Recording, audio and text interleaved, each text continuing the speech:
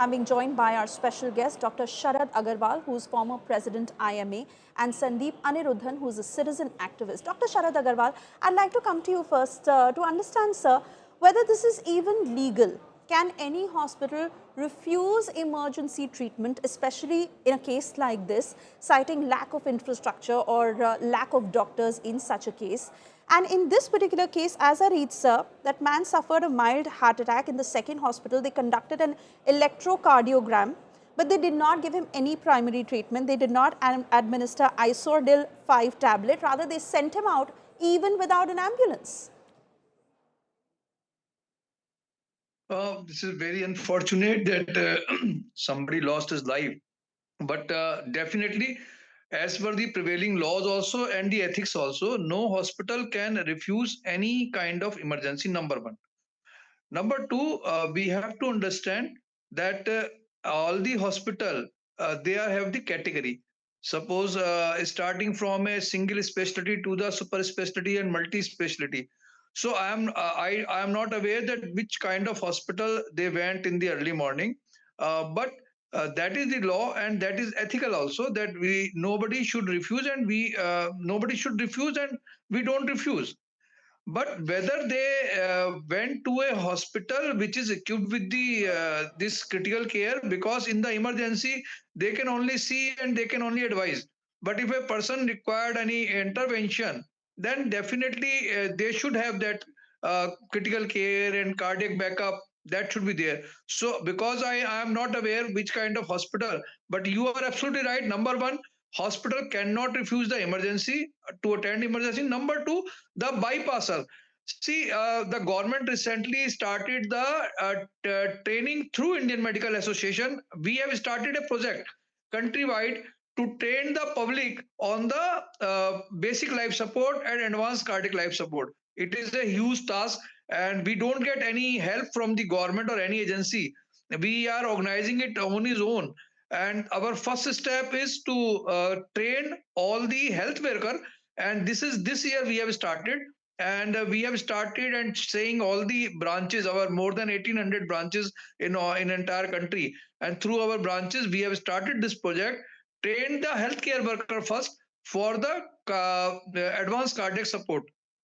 And after that, the second step, we'll like to train the pupil and public for the basic life support. So that, as you rightly said, at the 4 a.m. in the morning, very few, first of all, very few people are passing there, and whoever are passing, they didn't, they care and offer the help. This is very unfortunate, and this is also show our social, fabric of our people, that we most of the people now living in the social media or the virtual media, rather than helping actually the people. We say our heartfelt, our emotions only on the social media. But probably we are lacking this, and this is a very crucial point you are raising, that a person is thriving for the life, and people were passing and nobody offered the help. All right, let me also take this point to Sandeep Aniruddhan. Sandeep, training people to help in an emergency like this is one thing. But how do you evoke that sentiment in Indians to actually go across and help? Because many a times people also feel that it is staged. It could rather be a trap for them. How do you evoke that sentiment to just go out there and help? There are two aspects to this. One is, of course, the public apathy. I think it's also because it was early in the morning, and it's considered night time, and at that time people are very suspicious of stopping to help people. It's an unfortunate outcome of, I think, modern life and the urban situations where people are extremely suspicious of others. People generally don't trust each other.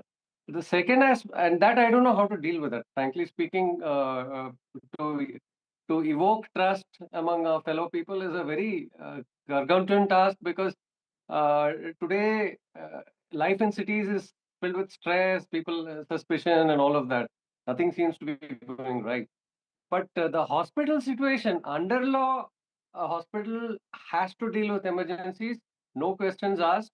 They have to provide whatever relief is possible and only then ask questions. That's a given in law. But coming to this situation where it is a cardiac arrest, this is a critical kind of thing which I don't think layman first aid will help, or things like you need specialist care. In this case, the hospital's responsibility was not to turn them away. They should have immediately engaged an ambulance and send them to a hospital where specialization was available. And not to have done this was dereliction, absolutely. And I think the hospital should be, whichever hospitals did this, should be called out for that. I think hospitals should stop behaving like businesses. I mean, they are businesses, let's accept it. They literally run on profit motive.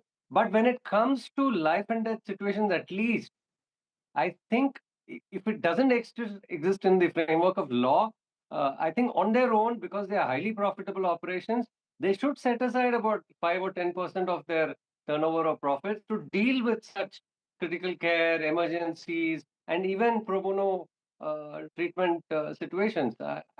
I think they owe it to the public and to themselves. Otherwise, they don't deserve this tag of being, this exalted uh, profession, which is about care and things like that. This is not the best depiction of that. I think you need to have some framework in place where emergencies should be dealt with on a war footing, and then anything else. You just can't ignore and dismiss situations like these. Oh, yes, absolutely. And let me take this to Dr. Sharad Agarwal, because this is not even a remote village that we are talking about. We are talking about a metro city, Silicon Valley. We are talking about Bengaluru, which has ample infrastructure, a large population living there. And for a hospital to respond to a patient in a heart attack like that, not even administer a medicine to him, how do you possibly react to the emergency ambulance response system that is failing in urban India, and shouldn't action be taken against this hospital? First of all, I will not say that unless until we have the evidence that first of all we have to understand the cardiac emergency is a very it gives very short time, and the symptom because the lifestyle is changing, and now the young people are getting the myocardial infarction, and typically it seems to be inferior wall myocardial infarction in the 3 a.m. or 4 a.m. in the winter session. This is a typical symptom of myocardial infarction.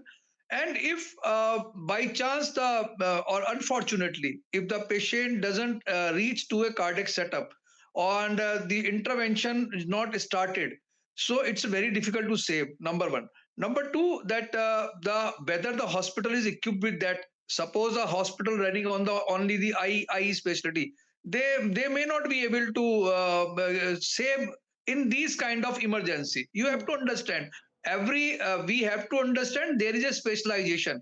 Hospital doesn't mean that hospital deals with all kind of emergency. This is a myth. Number two, I don't think that hospitals are falling in their duty, and the doctors are falling in their duty. We do lot of charity and lot of services, yes. Still we can say this is not enough. This is not enough. And in my view, the loss of life, and that is young life, is unfortunate. We cannot justify by any logic. That no logic can suffice the loss of life. But we have to think that what could be done, what could be increase the trust factor, how we generate that trust factor, how we, because we don't have where we have ambulance this system. We have in the government, we claim we have this ambulance response system, but does it actually work? I don't think. And that too in the 4 a.m. in the morning, I don't think. Though we have, the government is spending money, but again I am saying, spending money is the one part, and the quality of the operation is the other part. So only spending money will not suffice. It has to be the quality of the money. And see, this is the health is the state responsibility. Hmm. So if state is responsible for all these things, this is, see, private doctor, private hospital, they are doing their job, Right. and they are not getting anything in the subsidized rate. Right. So because in the CPA, the government and the society itself brought the medical profession into the Consumer Protection Act. But fact is, So sir, when that there's a consumer such protection, help it's a has business. to be Yeah, accessible to the common man. It is not just for the absolutely, VVIPs to be absolutely, attended. And they have to be absolutely, made so absolutely. accessible when it comes to helplines, when it comes to just reaching out, especially in the case of cardiac emergencies. Dr. Sharad and Sandeep, I want to thank you for joining us this evening as we'll continue to reflect on ways that can be induced to help when it comes to such emergencies.